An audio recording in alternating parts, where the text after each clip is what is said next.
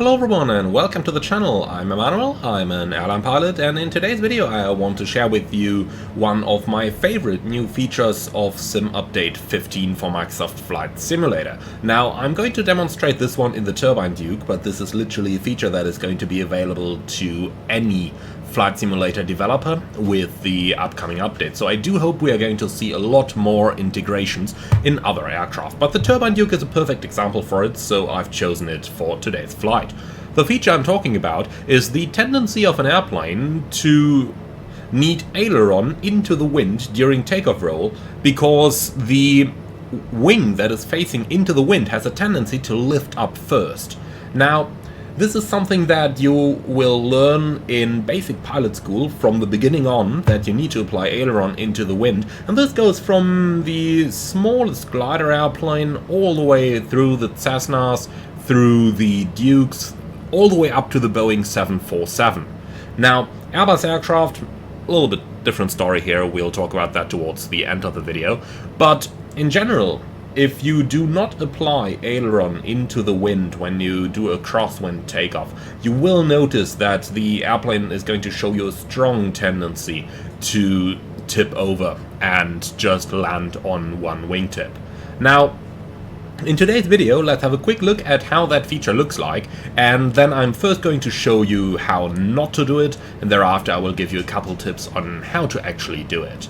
So, in this one, I am not going to use any aileron, I will only use the rudder to keep the airplane on the runway, and we are going to perform a little takeoff right here. So that's our brakes released, set thrust, and you will note rotation speed is about 104 knots in the Turbine Duke, but have a look at the tendency of the plane to start tipping over right over here already, and just look at that, how the right wing is going down and how the right wing is now actually making contact with the ground before the plane starts lifting up on its own.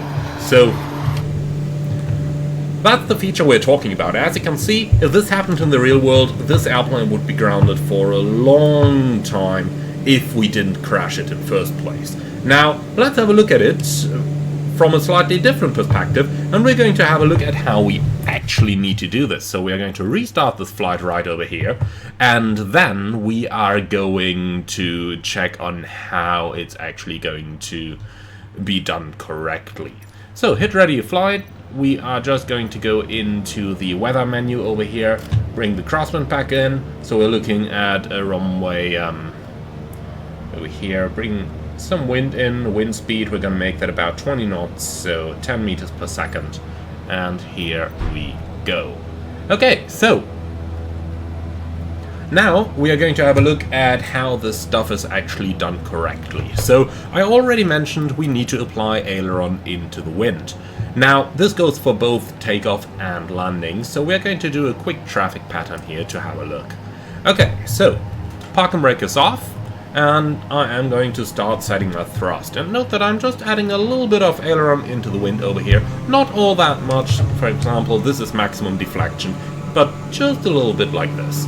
In general, you should be careful with aileron usage, as on aircraft that are equipped with rolled spoilers, such as most airliners, you will have that tendency for the rolled spoilers to deploy above a certain angle of aileron deflection. However, all the FCOMs are going to tell you that you still need to apply sufficient into the wind aileron, regardless of how much is actually needed and if that is going to cause a rolled spoiler deployment. So get those ailerons out no matter what. Okay, so setting takeoff thrust, and here we go.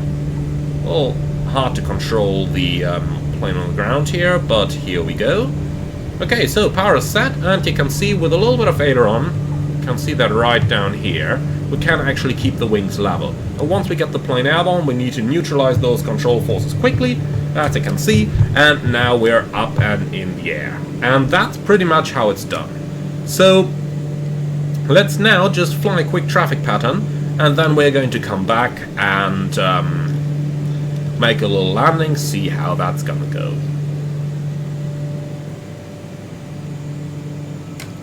So in general, you can see that you do need a bit of aileron here. We needed about half deflection of the control column to the left in order to maintain our wings level on this takeoff. Now, half deflection is quite a lot already, depending on the plane that you're flying and depending on the particular aircraft type in question, of course. But it gives you a rough idea of the forces that are acting on the airplane that are now properly simulated with the sim update.